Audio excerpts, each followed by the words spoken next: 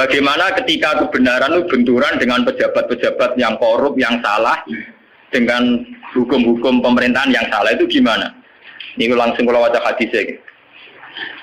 Bahwa saat demikian kita wajib ingkar tapi tidak harus perang. Saat aku umaro fata'rifu nawatung kirun. Faman arofa bari'a waman angkaro salima.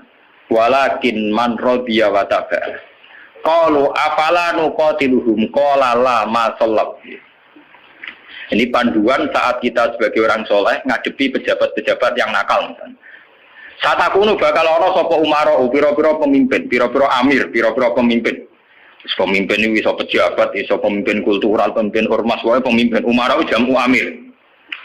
Fatarifuna mongko kenal sira kabeh tapi watung kiruna lan ingkar sira kabeh. Kowe iso kenal tapi ya ingkar karena ya mungkin prilakune sing enggak bener.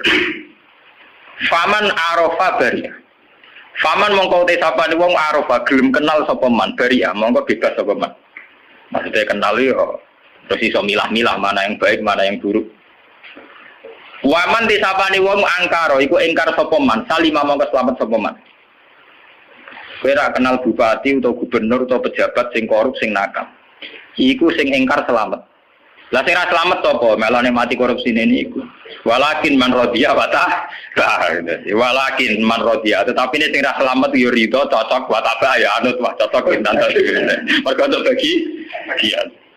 Safar ono tuh biasa wae. Biasa wae perkara ngene ae. Walakir marrodian apa?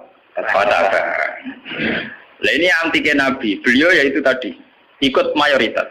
Nabi ditanya, "Qalu ketika kita melihat pejabat yang mungkar, yang enggak bener, afala nuqatiluhum? Ana ta ora merangi kita hum ing Umar? Napa boten diperangi nawon ya Rasulullah? Kudeta mawon." Wala gak usah Nabi laujo. Laujo. Masallah selagi mereka ijek sholat. Ini menunjukkan gitu bahwa ini loh, ini hadis sahih bahwa ajaran Nabi untuk melihat kemungkaran itu tidak ada yang ajarannya itu disuruh revolusi pakai kudeta tidak. Apalah nuqatiluhum jawab Nabi napa? Lah jangan. Apa tidak kita perangi ya Rasulullah? Jawab Nabi napa? Jangan. Tapi antiken Nabi itu hanya punya syarat satu, lama sholat, selagi pejabat-pejabat itu masih sholat. Ini ngaji kelas tinggi, amun salah paham. Kenapa Nabi hanya minta syarat satu sholat?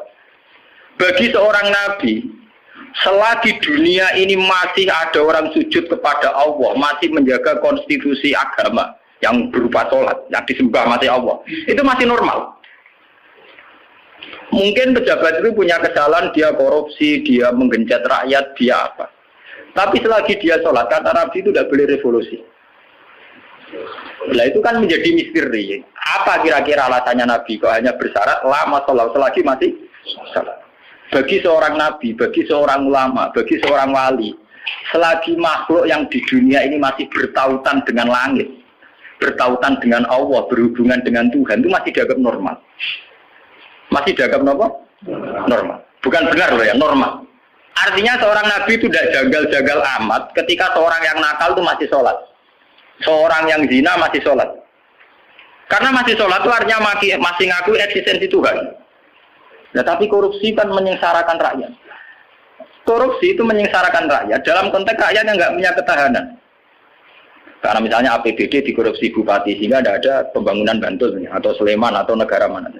Paling banter sarana umum yang terbengkalai.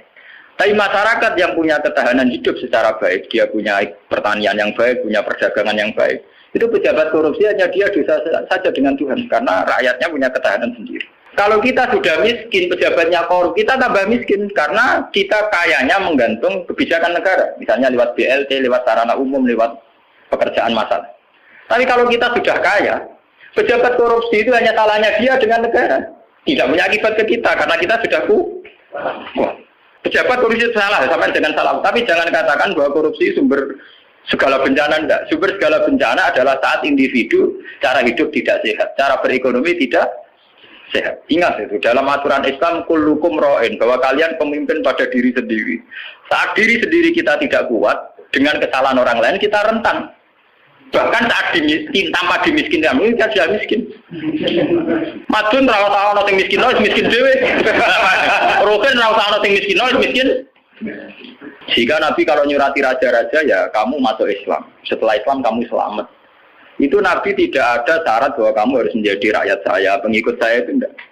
Kemungkinan kedua, Nabi masih berharap dengan sholat itu, kalaupun dia nakal, tidak nakal-nakal lama. Tidak mungkin seorang yang sholat istiqomah, kemudian nakalnya nakal-nakal lama.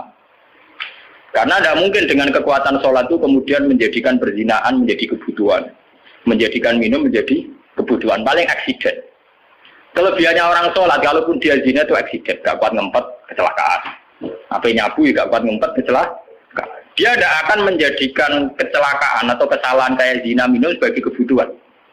Kelebihannya agama adalah sebuah kesalahan itu hanya aksiden, kecelakaan, kepleset. Mulanya dalam bahasa tasawuf darah ini kepleset. Dia berkomitmen anti zina cuma karena sebagai manusia tahu kepleset zina. Dia anti narkoba, kepleset narkoba. Dia tetap anti kemungkaran sebagai manusia kepleset di kemungkaran. Makanya harus dibedakan kesalahan yang menjadi kebutuhan dengan kesalahan menjadi aksiden, hanya kecelakaan.